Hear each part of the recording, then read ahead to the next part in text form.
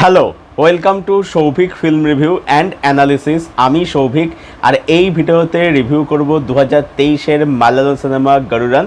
আচ্ছা, এই গরুরান কিন্তু আর মালায়ালাম তামিল গরুরান কিন্তু দুটো কিন্তু আলাদা সিনেমা। হ্যাঁ, মানে নাম এক শুনে কিন্তু তোমরা প্লিজ কেউ কনফিউজে যেও না, আর এটাও ধরে নিও না যে তামিল ছবিটা এই ছবিটা রিমেক। না, সেটা একদমই নেই।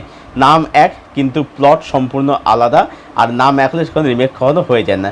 কিছু ক্ষেত্রে হয়, এটা সেক্ষেত্রে একদমই নয় আর কি।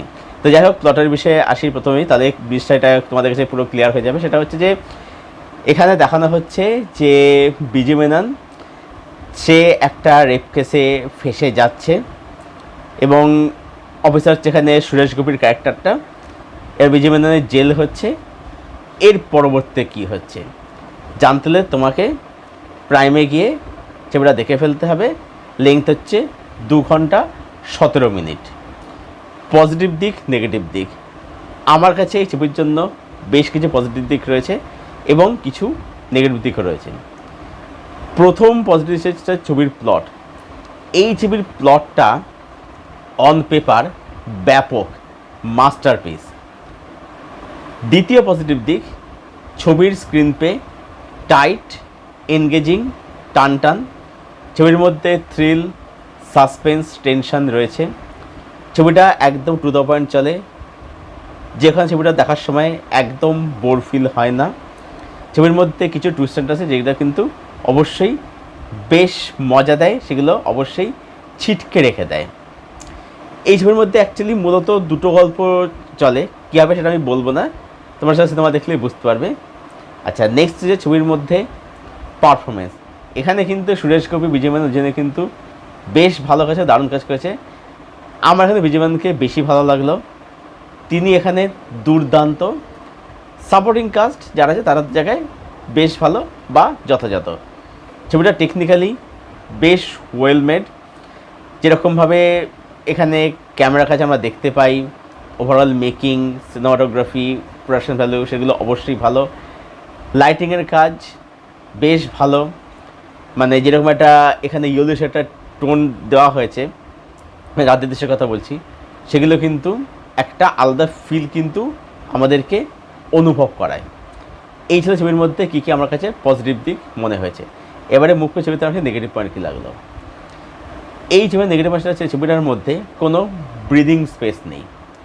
মানে সমস্যাটা কোথায় হচ্ছে, এটা হচ্ছে যে ছবিটার মধ্যে অনেক কিছু দেখাচ্ছে।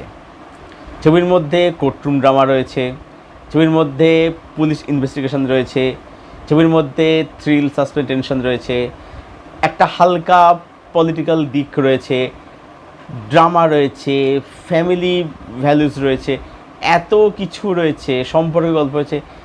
এত কিছু দেখা থেকে কি হচ্ছে, ছবিটার মধ্যে না কোথাও ছবিটা কোথাও এটা ঘেঁটে গেছে। মানে এখানে একটা বিল্ড আপ দরকার ছিল, মানে যা কিছু ঘটছে, তারপর জেলের সিকোয়েন্স রয়েছে, বিল্ড আপ দরকার ছিল, একটা ব্রিদিং স্পেস দরকার ছিল। এই যেহেতু ব্রিদিং স্পেস নেই বলে কি হচ্ছে, জিনিসগুলো না ঘেঁটে যাচ্ছে। মানে আমরা দেখছি, দেখে মজা লাগছে, কিন্তু কি হচ্ছে, সেই যে একটা ফিল করা, একটা থ্রিল যে অনুভব করা, সেটা কোথাও আমরা করতে পারছি না, কারণ সে ব্রিদিং স্পেসটা নেই। আমি শুনছি যে এই ছবিটা বাংলাতে রিমেক করা হবে, প্রসেনজিৎ এবং অনির্বাণ করছে। তো আমি এটাই চাইবো, ছবিটা যেই বানাক না কেন, আমি চাইবো যে সে যেন মানে রান টাইম যাতে বাড়িয়ে করে, মানে যাই দেখাক সেটা যেন একটু ব্রিদিং স্পেস রেখে, একটা ড্রামা বিল্ড আপ রেখে তবে যেন সেটা নির্মাণ করে আর কি। আমার ওভারঅল এই গরুরান ছবিটা আমার প্লট লেভেলে বলে মাস্টারপিস, কিন্তু ছবিটা এক্সিকিউশন লেভেলে ততটা মাস্টারপিস বলে কিন্তু আমার মনে হলো না আর কি। এটা একটা ভালো সিনেমা, দেখে মজা আসবে, হ্যাঁ বোর হবে না, কিন্তু যেটা বললাম যে ছবির মধ্যে কোনো ড্রামা বিল্ড আপ কিছু নেই, কোনো ব্রিদিং স্পেস নেই, যার ফলে ছবির মধ্যে অনেক কিছু তোমরা ফিল করতে পারবে না আর কি। তাই সব মিলিয়ে গরুরান, এই মালায়ালাম ছবিটাকে আমি দিচ্ছি 7 আউট অফ 10।